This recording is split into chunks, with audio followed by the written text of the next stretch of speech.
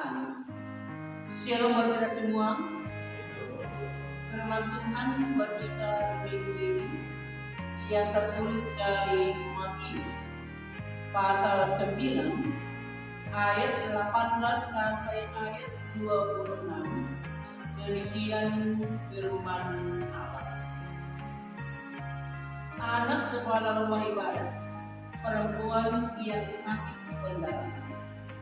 Sementara Yesus berbicara demikian kepada mereka, datanglah seorang kepala rumah ibadat, lalu menyembah Dia dan berkata, "Anakku perempuan baru saja meninggal, tetapi datanglah dan letakkanlah tanganmu atasnya, maka ia akan hidup."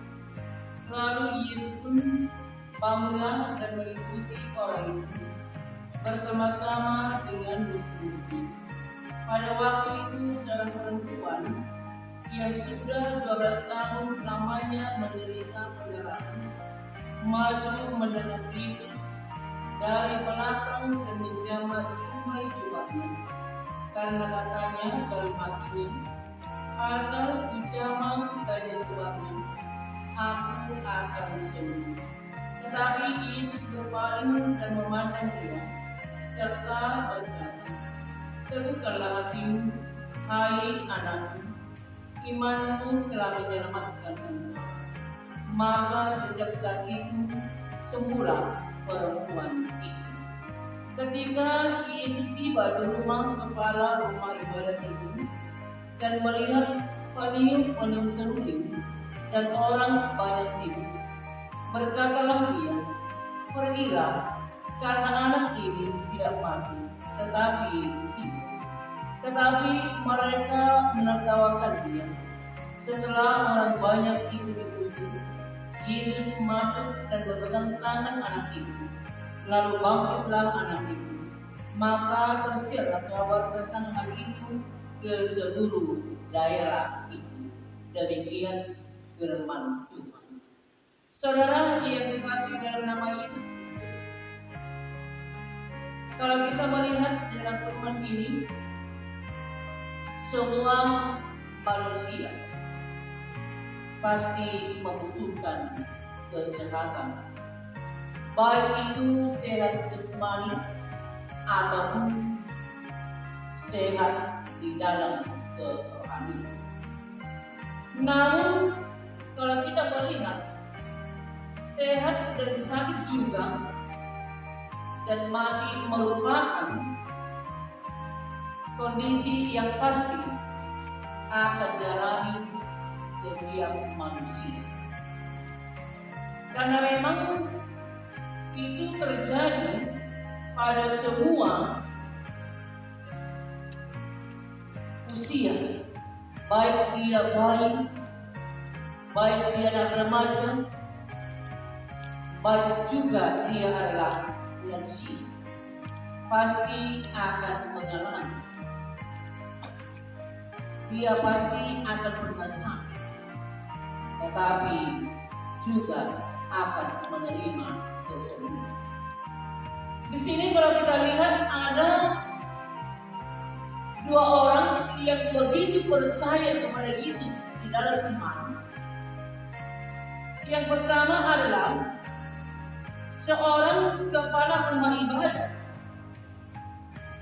yang dia mengatakan kepada Yesus supaya Yesus datang ke rumahnya, supaya Yesus meletakkan tangannya di dalam tubuh anaknya, dan dia yakin, dia percaya, sekalipun anak itu sudah mati, tetapi di dalam imannya adalah dia akan bangkit kembali, dia akan hidup kembali. Itu adalah suatu keyakinan di dalam iman, suatu keyakinan dalam kepercayaan dia kepada Yesus, bahwa Yesus mampu menyembuhkan, bahwa Yesus mampu membangkitkan, sekalipun anaknya itu sudah mati, tetapi dengan imannya dia percaya anak itu akan kembali hidup. Yang kedua, saudara, melalui imannya juga seorang perempuan yang sudah mengalami 12 tahun pendarahan. Kalau sudah 12 tahun di dalam pendarahan, pasti dia akan berusaha dan dia akan pasti pergi kemanapun untuk mencari kesembuhan. Namun bisa dia mengalami penyakit itu, ternyata orang banyak mengatakan, bahkan yang di sekelilingnya mengatakan bahwa perempuan itu mengalami sakit pendarahan, tetapi dia adalah orang najis. Dia tidak dibiarkan memasuki bersejarah. Dia tidak dibiarkan mengikuti suatu ibadah. Dia tidak dibiarkan ikut di dalam kelompok orang-orang yang lainnya. Tetapi mereka mengatakan bahwa perempuan itu adalah seorang perempuan yang najis. Karena perbuatannya itulah yang dikatakan orang-orang. Tetapi saudara, di dalam kepercayaan seorang perempuan yang sakit itu, dia yakin, dia percaya hanya jubah Yesus saja, dia pasti akan sembuh dari segala penyakit. Ternyata sewaktu dia memegang jubah dari jubahnya, apakah yang dialami perempuan itu? Ternyata Yesus mengatakan kepada dia, teguhkanlah hatimu, hai anakku, imanmu telah menyelamatkan engkau. Bahwa imannya yang telah menyelamatkan dia, karena dia percaya, karena dia yakin bahwa Yesus mampu menyembuhkan dia dari segala penyakit. Saudara yang kekasih dalam nama Yesus, kalau kita melihat yang sakit, seandainya kita mengalami sakit bertahun-tahun dan kita berusaha untuk pergi berobat, bahkan dokter sudah mengatakan bahwa penyakit yang ada, yang hingga dalam tubuh kita itu sulit untuk disembuhkan. Tetapi dia mengatakan, percayalah, karena kita punya agama, kamu punya iman, percayalah, hanya suatu keajaiban yang harus kamu tutup, bahwa kamu pasti sembuh kalau kamu yakin kepada Tuhan. Namun sebagian saudara, karena dia membutuhkan suatu kesembuhan dari segala penyakit yang ada dalam tubuhnya, bisa juga dia pergi berobat dengan pengobatan alternatif, pengobatan herbal dan lain sebagainya. Namun kalau dia pergi berobat dan dia membunuh segala obat-obatan yang dari herbal, itu masih bagus. Tetapi kalau dia pergi bertanya kepada yang tidak kita yakini, bahkan menjatuhkan iman kita yang disebut adalah pengobatan dulu, berarti bagaimanakah iman? Bagaimanakah iman kita? Kepercayaan kita bahwa iman kita tidak percaya kepada Yesus, tetapi kita mengimani bahwa dukun itu bisa menyembuhkan kita dari penyakit kita. Itu sering percaya. Kita tidak mengatakan orang lain, tetapi kita tidak mengatakan agama yang lain. Ternyata dari kelompok orang Batak, dari agama Kristen juga banyak yang percaya bahwa dia pergi bertanya dan dia pergi berobat ke suatu tempat, tetapi tempat pengobatan itu adalah dukun. Sehingga bagaimanakah dia mengimani Allah yang dapat menyembuhkan dia? Karena dia percaya kekuatan duniawi, karena dia yakin suatu kekuatan kegelapan dalam dunia ini. Dia meyakini Allah, dia meyakini Yesus, dia percaya kepada Yesus, tetapi juga dia percaya kepada duniawi. Ini yang salah, saudara yang dikasih dalam nama Yesus. Tetapi bagaimana kita sekarang? Bahwasanya apabila kita mengalami itu semua, bertahun-tahun kita sakit, bagaimanakah iman? Bagaimanakah iman untuk menghadapi penderitaan yang kita alami? Untuk mengalami dalam suatu penyakit yang ada dalam tubuh kita yang sudah bertahun-tahun, pasti kita akan mengatakan, bagaimana untuk itu? Pengobatan apapun itu, yang penting saya bisa disembuhkan. Yang penting saya bisa sembuh dari penyakit-penyakit saya ini. Pasti itu akan kita bertanya. Mau apa itu? Mau hukum? Mau yang lainnya? Mau disuruh membawa makanan ke kuburan? Mau disuruh kita pergi kemana-mana? Mau disuruh kita mandi kembali? Pasti kita lakukan. Yang penting bagaimana kita sembuh dari segala penyakit kita. Saudara, kalau seperti itu iman kita, berarti kita mendoakan Allah. Berarti kita tidak benar-benar menerima kesembuhan itu dari Tuhan. Karena kesembuhan yang diberikan oleh dunia ini itu hanya kesembuhan sementara di dalam penyakit yang ada di dalam tubuh. Tetapi kesembuhan yang dari Yesus itu ternyata bukan hanya kesembuhan dari penyakit yang ada di dalam tubuhnya, tetapi malah dosanya diampuni oleh Yesus.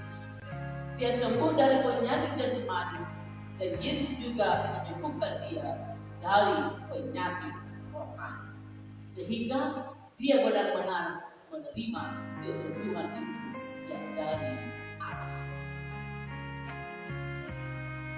Yang kedua, bagaimana Jairus datang kepada Tuhan? Anaknya sudah meninggal, tetapi dia percaya. Dia mengatakan bahwa apabila Yesus datang ke rumahnya,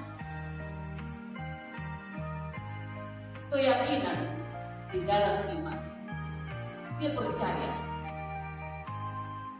bahwa Yesus akan dapat menghidupkan anaknya kembali. Saudara, kita lihat dalam iman. Yesus mengatakan anak itu tidak mati, tetapi hidup.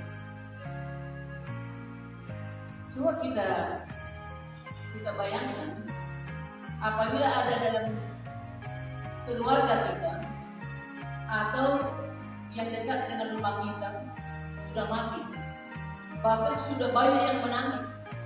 Dokter mengatakan bahwa anak ini sudah meninggal, anak ini tidak lagi benar-benar sudah mati, sudah benar-benar dia mati.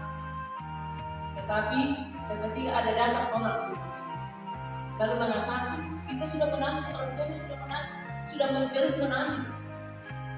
Kalau orang Batak, apalagi orang tua yang didahului anaknya, apa yang dilakukan? Bukan lagi hanya menangis, mengeluh. Nah, waktu mengeluh sampai menjerit-jerit dia menangis. Karena apa? Karena begitu sakitnya dirasakan orang tua apabila anak yang mendahului orang tuanya sendiri. Karena orang tua selalu mengharapkan, akulah yang pertama, akulah yang dahulu pergi dan jalan. Orang tua sudah mengharapkan jangan ada anaknya, keturunannya yang mendahului dia pergi menghadap atau mati. Namun ketika Yesus datang, dia melihat anak dari Yairus itu. Tetapi Yesus mengatakan, anak ini tidak mati, tetapi dia tidur. Yang ada dalam rumah itu mereka tertawa. Bagaimana tidak tertawa? Mereka mengatakan, anak itu sudah benar-benar mati. Siapa itu? Kok dia pula mengatakan anak itu tidur? Kami sudah menangis. Kami sudah mencari-cari menangis. Dia sudah mati. Kamu mengatakan tidur. Saudara, Yang mana yang benar? Mereka sudah menangis.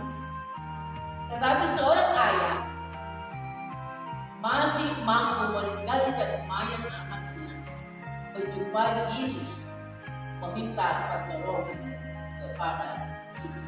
Itu yang sangat luar biasa. Seorang bapak meninggalkan anaknya di rumah yang sudah mati, tetapi dia ingin bertemu dengan Yesus dan meminta Yesus datang ke rumahnya supaya anak itu dibangkitkan oleh Yesus. Di dalam imannya dia percaya bahwa anak itu pasti akan kembali hidup. Ternyata iman daripada seorang anak itu terjadi. Allah mengatakan, Yesus mengatakan, pergilah, karena anak ini tidak mati, tetapi hidup.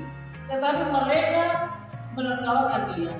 Setelah orang kaya itu diusir, Yesus masuk dan memegang tangan anak itu.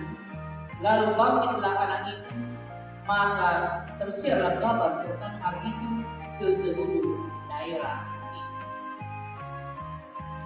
Yesus mengatakan, pergilah kepada orang banyak. Keluarlah dari rumah ini, pergilah. Lalu Yesus memegang tangan anak itu, dan anak itu bangkit. Anak itu kembali hidup.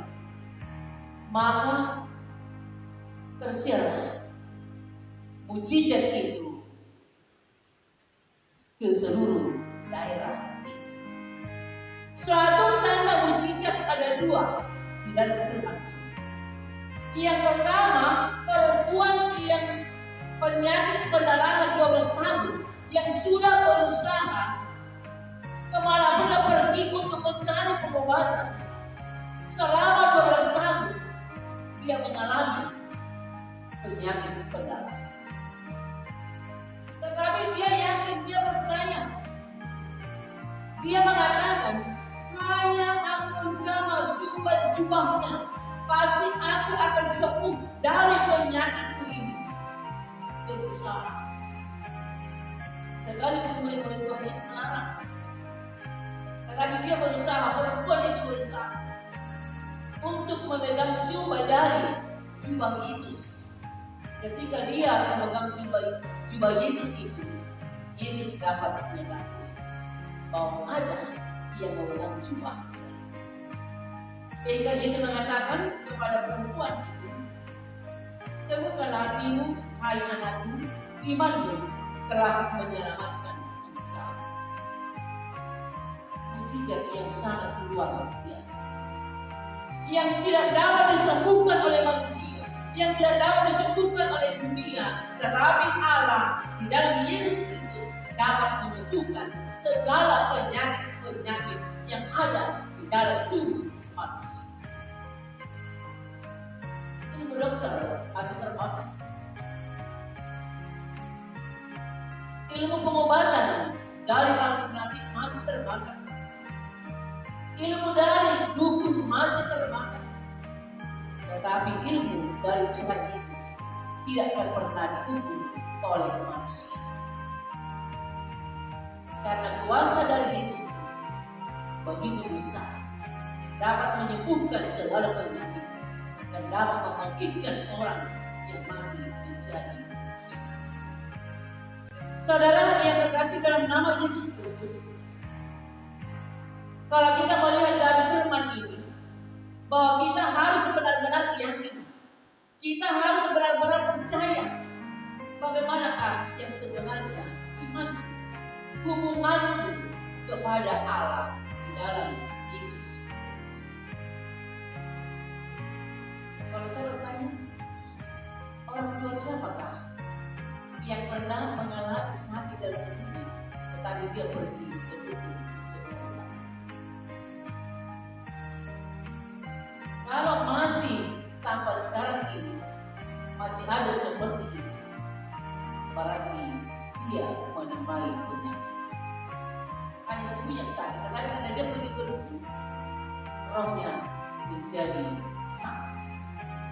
Karena pergi ke dukun bukan menyembuhkan, tetapi iman kita sudah mati. Karena kita percaya, karena kita yakin pada hal itu adalah pembagian dari dunia ini.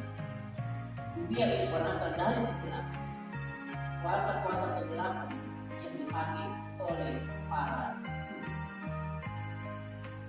Saudara, ada juga orang ketika orang tuanya sakit, tetapi anak itu menginginkan suatu kesembuhan dari penyakit-penyakit supaya orang tuanya itu sembuh dan panjang umur.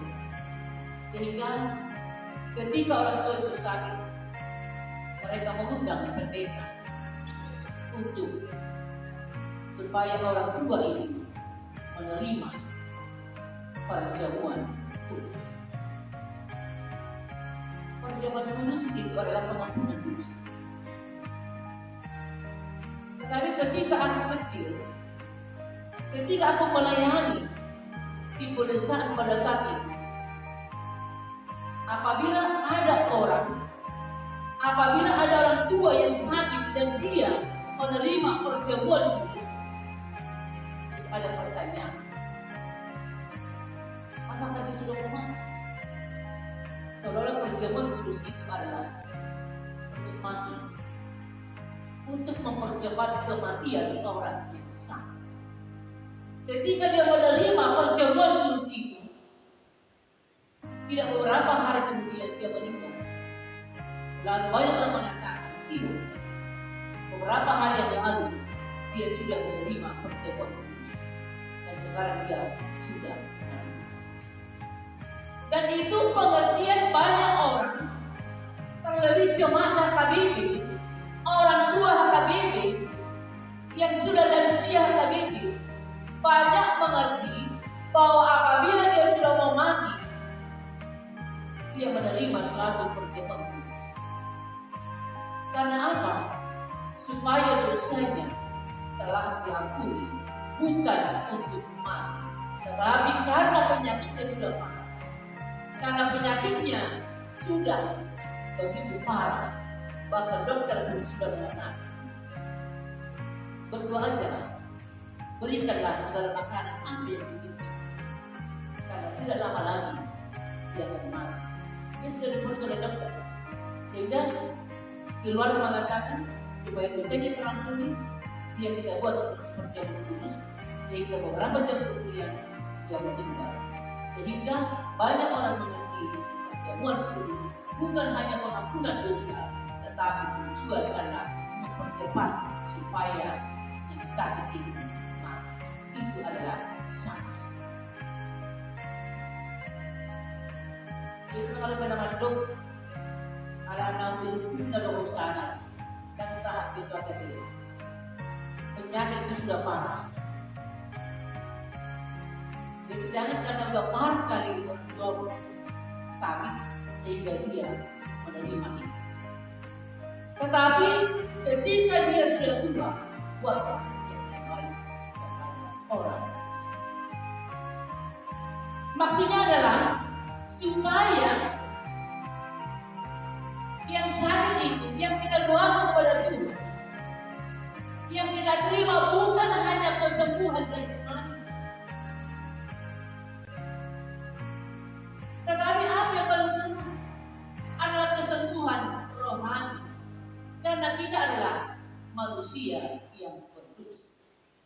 Apapun yang terjadi di dalam hidup kita, sekalipun kita sudah mau mati, tetapi yang kita inginkan adalah kesembuhan dan rohani. Untuk apa sembuh jasmani kita dari penyakit ini apabila rohani kita tidak sembuh dari penyakit? Untuk apa kita panjang umur dalam dunia ini tetapi kita mati di hadapan Tuhan? Hanya dunia yang memerlukan kita, tetapi Tuhan tidak lagi. Karena apa? Karena iman kita sudah mati, sama dengan Raja Syam. Dia masih hidup dalam dunia ini, tetapi dia sudah mati di hadapan Allah. Karena apa? Karena keyakinan dia, iman dia, percaya hanya kepada kekuatan dan kekuasaan hidup. Makanya saudara, kita harus benar-benar meyakini di dalam hidup kita. Makanya kalau hidup kita hari ini, imanmu telah menyelamatkan engkau. Imanmu telah menyelamatkan engkau. Anak-anak kami mahasiswa pada rumah luar yang sudah sini, sekalipun kamu tidak ada menghafal ayat dari Tuhan, tetapi saya mengatakan kamu harus dapat menghafal dan mengingat kemana pun kamu melangkah, tertulis di mana firman Tuhan yang ada di waktu kamu menerima Yesus. Ada yang mengingat tertulis di mana firman Tuhan? Itu bukan asal dibuat oleh para pendeta, tetapi itu menunjukkan bagaimana iman yang sebenarnya. Dan itu adalah harus kita pakai dalam diri kita, di dalam iman kita, mengingatkan kita bahwa firman Tuhan yang kita terima pada saat kita pada satu tahun kita belajar firman Tuhan dan kita mengakhiri di dalam firman Tuhan. Dan firman Tuhan satu ayat diberikan untuk kita, satu dan dua ayat. Ada dua ayat yang itu harus bisa kita. Kemana kamu melangkah? Kemana kamu merantau? Apa yang terjadi dalam kehidupan dan apa yang kamu alami di dalam kehidupan? Penderitaan apa yang kamu alami di dalam hidup? Apabila kamu mengingat firman ini, kamu harus mengatakan, ternyata benar-benar petunjuk firman Tuhan sewaktu ini benar itu terjadi di dalam itu adalah kekuatan di dalam itu mengingatkan kita dalam iman kita. Makanya selalu diingatkan di dalam firman Tuhan supaya kita benar-benar percaya, kita yakin bahwa Yesus itu mampu memberikan segala apapun yang kita butuhkan. Sedangkan orang yang sudah mati bisa disembuhkan. Berikan anak dari Jairus ini. Anak ini bukan mati, tetapi dia hidup. Dalam arti dibangkitkan kembali.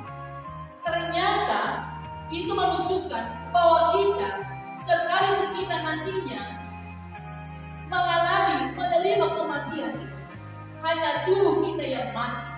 Karena tubuh kita ini berasal dari tanah, tetapi roh kita hidup bagi Tuhan.